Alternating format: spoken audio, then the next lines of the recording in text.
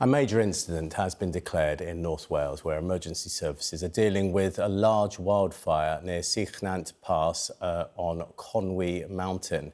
The public are being urged to avoid the area and residents have been advised to keep their doors and windows closed. This comes as experts warn huge swathes of the UK, particularly southern England and the Midlands, are at risk of exceptional wildfires in the coming weeks.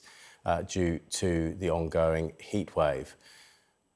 And Natural England's Fire Severity Index shows the area of exceptional risk is set to increase and spread to the southeast and east of England by the middle of the week. Most of the rest of England and Wales is at very high risk over the coming days. Well, joining me now is Dave Swallow from the National Fire Chiefs Council. Thanks for joining us, Dave. I mean, hearing these warnings of exceptional risks, how worried should we all be?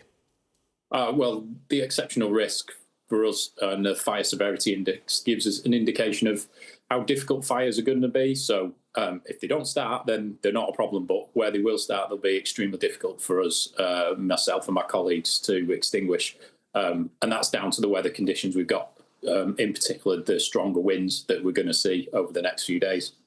So, yeah, I mean, I was thinking it's kind of like a perfect storm, so to speak. You've got dry weather, the vegetation's dry. I mean, it hasn't rained for a while. But you're talking about wind as well. Wind makes it much worse, does it? Yeah, so, we've seen several years over the last decade or so where we've had really dry summers and prolonged dry periods, but they've not had the wind. This weekend and the next few days are predicted to have some quite strong winds. And I've spoken to colleagues today dealing with fires across the country, and that's what is really exacerbating the challenge that they're facing at the moment. So what's starting these wildfires? Is it man-made or are these happening naturally?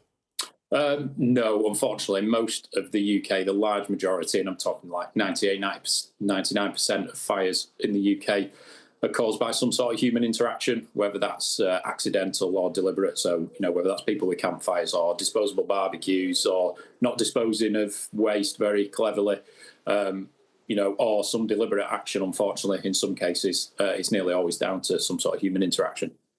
Well, that's quite sort of... It's depressing to hear that. What are the things that people can do to alleviate the risk of wildfires? I guess you're going to say things like not having portable barbecues, but just go through the list of things that people perhaps wouldn't think about when they go out into the countryside. Yeah, so I mean, like I say, the risk is extremely high at the moment, and everything is so dry that we would just advise that there's absolutely no need to have any reason for any kind of naked flame of any kind. We'd advise you not to smoke. We don't want you to have barbecues, campfires, fireworks, any of that sort of stuff where there's sort of a naked flame of some kind. Take your rubbish home with you if you are having a picnic, because there's occasions where glass bottles magnify the sun's light, for example, that have been left behind. So all of that sort of stuff. What's it like for the fire services at the moment? Are you sort of all ready for these sorts of alarming stories about wildfires? Does it change the mood within the forces, services? Yes, it does. I mean, we've seen the weather prediction, is sort of coming to fruition in what we've been told was going to happen over the last few days and the last week or so. So we kind of anticipated an increase in fire behaviour, and the difficulties. Fire services are well prepared, but they still need investment specifically in and around wildfire. At the moment, we've currently got 19 wildfires going on across England and Wales that services are dealing with, not just, as you reported on earlier, the one in North Wales.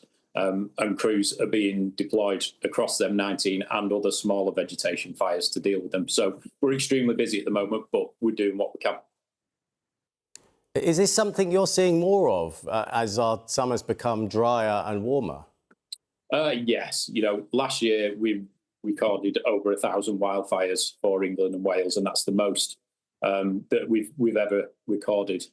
The previous sort of record was back in 2022 after the heat waves that we saw in July and August of 22, where we got up to 990 plus. But we broke the 1,000 barrier last year with it being such a long dry period. We're around about the 400 mark for the year so far, so I don't expect that to increase dramatically over the next week or so as this dry weather and exceptional risk continues. I mean, that's phenomenal. You're talking about 400 wildfires just this year, 1,000 in previous years.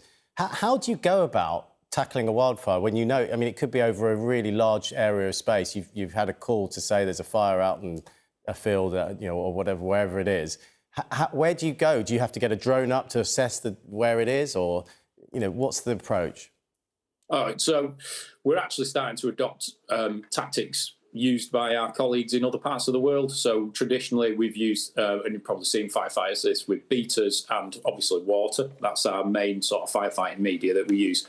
But as our fire conditions change and we start to see more weather conditions akin to those in the Mediterranean, for example, we're starting to adopt wildfire firefighting techniques that our Mediterranean colleagues are using. So this year, and in the last few weeks actually, we've just launched a national capability through our national resilience that have been trained in South Africa and Poland by our colleagues from other countries, and they're starting to use tactics like the removal of fuel or vegetation ahead of the fire.